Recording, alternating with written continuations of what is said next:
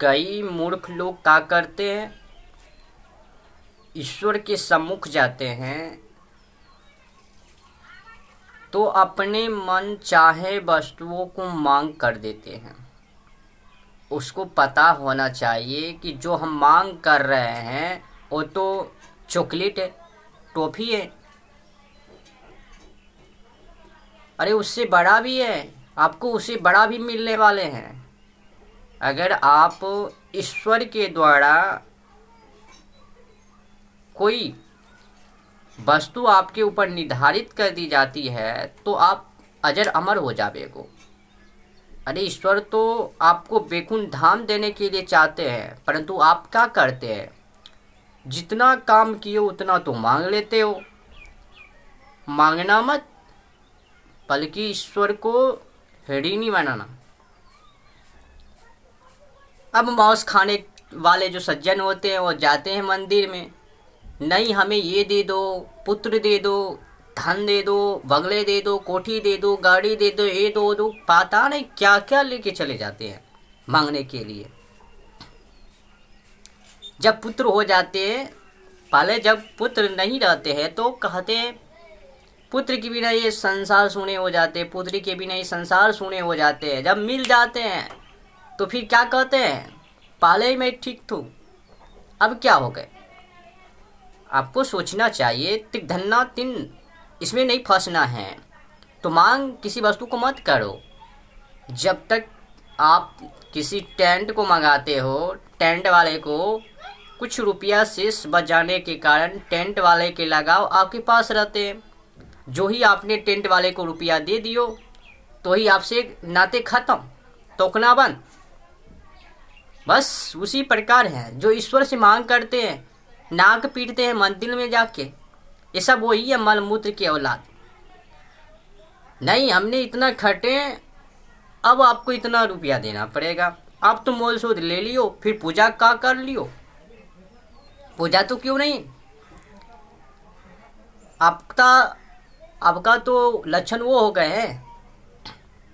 कोई किसान किसी के खेतों में काम करने के लिए जाते हैं, कोई व्यापारी किसी अन्य के क्षेत्र में व्यापार करते हैं तो उसके बदले में कुछ मांग लेते हैं। किसान लोग क्या कहते हैं, मजदूरी किए, मजदूरी की तनख्वाह लिए, बस हो गए। आपने पूजा की, पूजा के बदले में क्या मांग लिए, धन दे दो, ये दे दो, पुत्री को दे दो, नौकरी दे दो, चाकरी दे दो, इतना वस्तु मांग लियो, फिर ईश्वर से आपका लगाव कहाँ है। आप तो मांगने के लिए जाते हो ना। सिर्फ मीरा मीरा कहेंगे, अरे मीरा कोई साधारण व्यक्ति थोड़ी ही थे। आप जो साधारण लेकर बैठे हुए, अरे मीरा तो गिरधर को पाने के लिए अपने परिवार को छोड़ दिए, और आप क्या कर रहे हो, मलमूत्र के बिष्ठे में रहकर कीड़ा कर रहे हो। मीरा को नाम लेना ही मत। मीरा कोई साधारण स्त्रियां थोड़ी है। भोग के कीड़ाओं में रहकर कोई इतिहासों में नाम नहीं कमा सकते हैं। मीरा ने अपने परिवार को छोड़े तो उसको गिरधर मिल गए।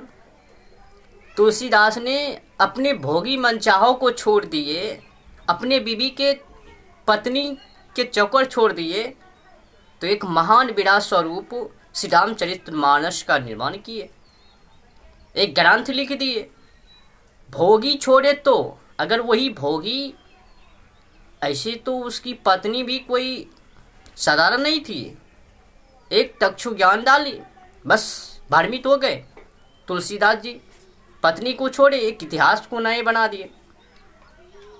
वही हम आज पढ़ रहे श्री रामचरितमानस। अब कोई कहेंगे कि हम परिवार में रहकर, वो कमल वाले जो होते हैं ना, कीचड़ में रहकर भी कमल सुंदरते रहते हैं, वो बकवास, वो शूटिंग बोलना बंद कर दो, पाखंड वाले शब्द को लेना बंद कर दो। कीचड़ में रहकर कोई इतिहासों को नाम नहीं कमा सकते हैं। ये जो सोच रहे हो मलमूत्र के बिष्ठा में लेकर हरि को नाम जप ले, आपको लगता क्या है। अरे जो तपस्वी धोनी जंगल में मर जाते, सड़ जाते हैं, उसको ईश्वर नहीं मिलते हैं। आपको जंगल कीड़ा में रहकर, ये मलमूत्र की विष्ठि में रहकर आपको ईश्वर मिल जाएंगे। इतना साधारण है कि ईश्वर को पाने का। गिरधर भी, मीरा भी चाहते घड़ी में स्वर लेते। मीरा को तो अटल विश्वास था कि हमें ईश्वर जरूर मिलेंगे।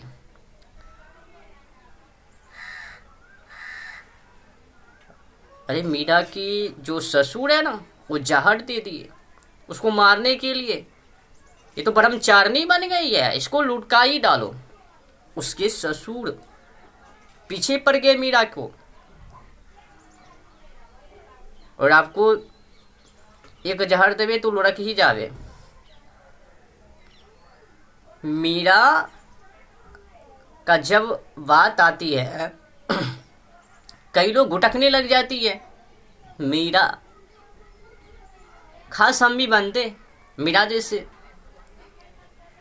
तो कीड़ा करना छोड़ दो, मीरा बन जाओगे। पत्नी की भोगी छोड़ दो, तुलसीदास जी बन जावे को। जो जो अपने नामों को इतिहासों में दर्ज किए, भोग से बाहर आके, भोग में नहीं, कीड़े में नहीं। आप जो सोच रहे हो कि भोग भी करेंगे और उसको भी निर्माण कर लेंगे, वो होने वाले नहीं हैं। इतिहासों में नामों को दर्जा करना है तो कीड़ा से बाहर निकलना पड़ेगा, मलमूत्र के विष्ठाओं से बाहर निकलना पड़ेगा। मीरा मीरा तो बकरे हो। मीरा को कोई चरित्र भी तो देखो कि मीरा की चरित्र कितना पवित्रता के में है। जहर को भी, विष को भी क्या किए, गले लगा लिए, अमृत समझ के पी गए। कितना अन्याय। परंतु मीरा ने गिरधर को नहीं छोड़े। आजकल तो ये नारी ऐसे हो गए, पतिदेव बना के घूम रहे हैं।